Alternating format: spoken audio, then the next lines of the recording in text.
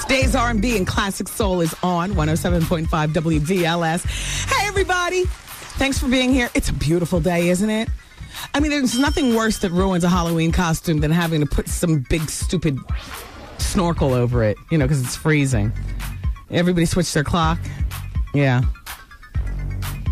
I like this time of year. I don't know why. I just do. Anyway, listen, tomorrow is Tuesday, November 1st, and I want you to know that the Minority Athletics Network will be hosting their 14th annual MAN Benefit Dinner. Minority Athletics Network, MAN.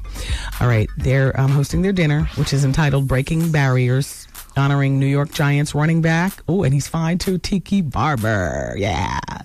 It's going to be at the Mayfair Farms. You know where that is? This is tomorrow. It's on 481 Eagle Rock Avenue in West Orange, New Jersey.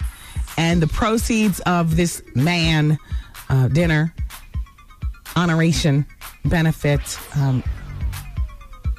their programs that assist young people pursuing excellence.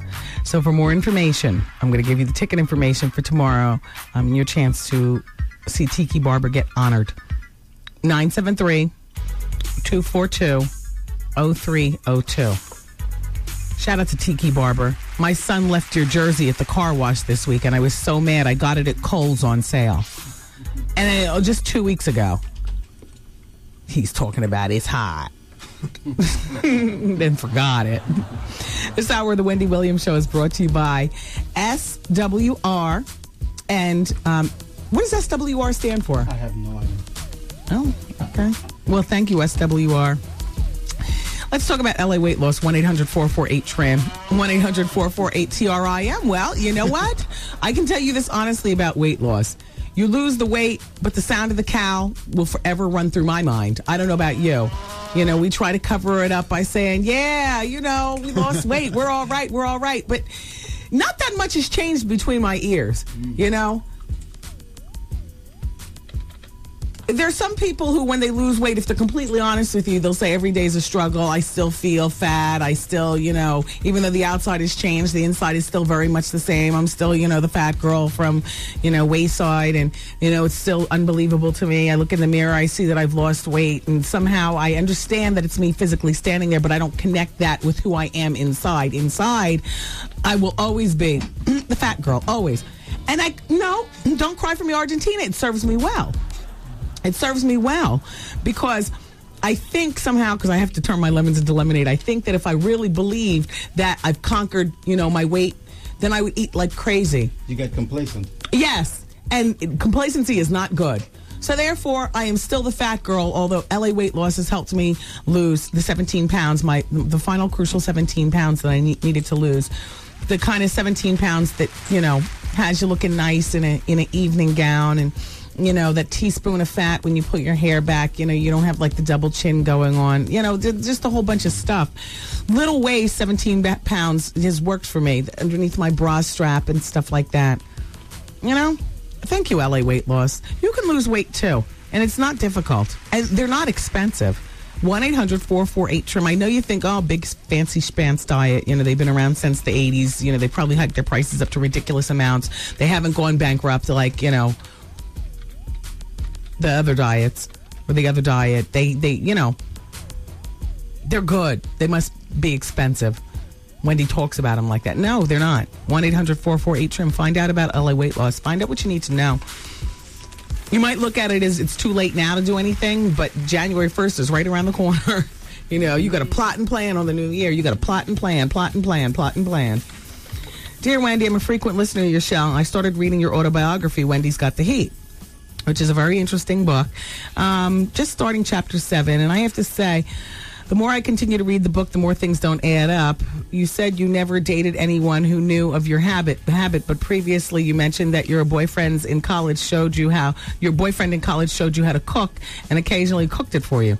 Also, you said that when you started working at a radio station, when you moved to New York, you were off to a good start because you had no college loans, no car loans. You made it seem like you had no real debt. Then later on in the book, you started dating this rapper who you talked about. You rented a car for him and he messed up your credit. Yada, yada, yada. Don't get me wrong. I love you. I just, need these things cleared up. Okay. Well, very easily cleared up. First of all, if you don't have, when you just get out of college, if you don't owe on any loans and if you don't owe on a car, then as far as I'm concerned, you have no real debt. That little $700 that I owed to Sears because I jacked up a credit card and the $500 that I owed to Lord & Taylor's, they seemed like big debt back then, but it's no debt.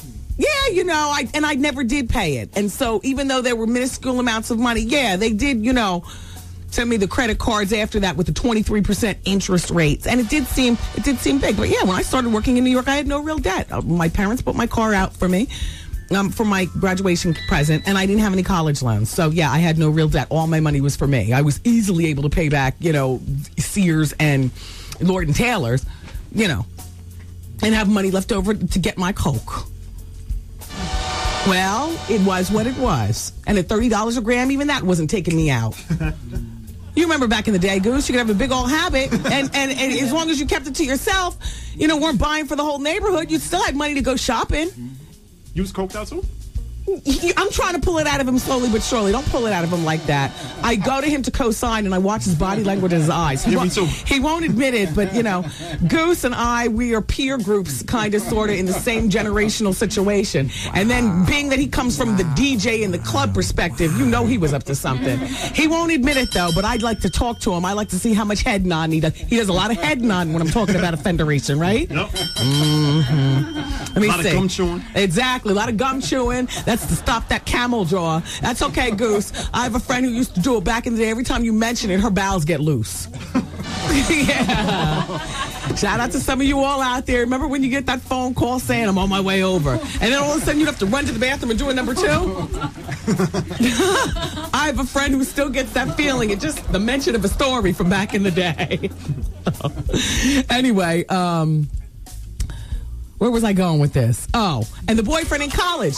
Yeah. Back in college, that was like, a dip, dabble, whatever. It wasn't really problematic. He was a little fly guy. He went to BU. He was a little Kappa, had a little car, and, had a little Coke. Yeah, and I watched him do it. And when I mentioned people didn't know of my problem, I'm saying, first of all, back then I didn't have the problem. Let me see, what else does she say? Then you mentioned that, the rapper, yeah, because the rapper had the car for so long. That was like a $1,200 or something like that car rental. You know what I'm saying? Of which it didn't exactly mess up my credit, but at the time, I think it did go over my my limit because I already had my own charges on there. You know what I'm saying? And at this point, the Hertz people or whoever was renting the car, they already had like the mental LoJack in their minds. The cops are looking for the car, and nobody's getting in contact with me. Meaning, the wankster boyfriend. And no, it wasn't Shock G. She says it wasn't Shock G. What else does she say? That's it. She says, don't get it twisted. I'm a big fan of yours, but let's keep it real. A lot of people in the industry you came across and radio personalities has some sort of idea that you were high. Of course they did. Emma. But I repeat, I was never one to slump over a mirror in mixed company. That wasn't me. I was so obvious with mine. You had to. Trev Hollywood's the only one who seemed oblivious to the whole thing. You and Skeletor. That's why I liked having you all around, all stupid and young and thirsty. Yeah, I wonder why you kept me around for so long. Stupid, young, and thirsty. All I need you to do is guard the door. Tell me when somebody's coming up the hall and get me some paper towels. I'm sweating. No, I got my period. I had these young boys thinking that I had my period 25 days out of the month. Because what man, Shaylin, is going to dispute the, they know nothing about period. All they say is ill. Now it all makes sense. Well, exactly. But it didn't back then. You guys were perfect pawns, you and Dopator. Perfect. Let's go to the telephone and talk to people. Hello, hi. Happy Halloween. Hello? Hi, it's Wendy. No, it's not. Yeah, sure. How you doing? Hi. All right, turn your radio down, though. Oh, well, hold on. Yeah, because we're going to start getting confused here. Hello? Mm-hmm. Hi. Hi, Wendy. Hi. I love you so much. Thank you. I'm at work right now listening to you. And I just wanted to ask a question that I heard. Is Beyonce really pregnant? Well, excuse me. According to me and Jones, And she thought yes before me. Yup, she is. She is, right? And so is Free, allegedly. Really? That's my twist to the story. I bet you it was Jay-Z's babies. Do you think? Wendy, I've been trying to call you for years now, and I'm trying to get everybody in my job on Wendy like I am. Yeah, but it's working. They have to listen to you regardless if they like you or not. Well, what's your job? Let's shout everybody out there. Oh, I'm at Staten Island University Hospital. Oh, that's a big hospital. Yeah, but I work for the TVs and the phones, so I'm always. Oh, I used to do that in college. I would keep the money. You walk around from room to room. Yes, and beat people in the head. And you charge people like $7 for the phone. Exactly. What? You don't have the money? Oh, well, I guess you don't want to watch TV today. And they always find it. And then not only that, when they find it, don't you keep 5 and give in 7? And No, please, that was my racket when I was in college. It's like you had your own side hustle, because I don't do it. I did. No, but I'd be I around hate this job. But hopefully. And I had the master key. You'd be able to turn off TVs. Yep, and really, people ask you for that key. And I'm like, well, if you have the right amount of money, that's I might. Right. You know? That's right. And let us cut aside. Let us cut aside deal. You give me $25, and I'll keep the TV on for the whole month. I had that job for about 3 months when I was in college. Exactly. Oh, I've been working here 3 years, but hopefully I'll have an internship with you next summer. No, are you in college? Yeah. Where do you go?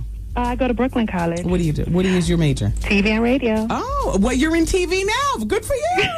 Totally different. Good for you. I see that your major's working out nicely. Yes, it is. Well, look, you got to hustle and do what you got to do. You know what I mean? Of course. It was great talking to you. Send in your resume. We're always taking, new applicants. All right. Well, remember, Kaylanda. That's a very original name. Okay, Kaylanda. All right. Bye. Bye-bye.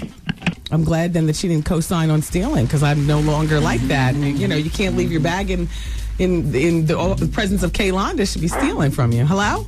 Yeah. Hi. Yeah, Wendy, I want to know with that Don King, you and him, Yes. you interview? Yes. It was like an admiration society thing going there. This common ghetto man stomped somebody to death. Why didn't you mention that to him? He stomped a man to death for money. That's when he went to Wells? Yes, he went to jail. Jail And he for? is Ghetto, Negroid, common, ignorant man stomped a man to death who was begging for his life, and he's sitting there on your show? Well, there's two sides to every story, and that's not the Don King that I had in here. The Don King that I had in here was the man who has, changed life for a lot of black men and men in general who otherwise might not have gotten that chance. He didn't do nothing for the hair industry. He didn't do anything for what? Hair industry. Nope. Well, that's You got to grease up that head, and if you and him were going so good, you should give him a professional. It is. Oh gosh, no! Oh, please, you're making me sick. Come on. Look, I gotta go. Goose is telling me we gotta move on with the commercials. Hello. Oh, he's gone. All right. Well, 107.5 WBLS.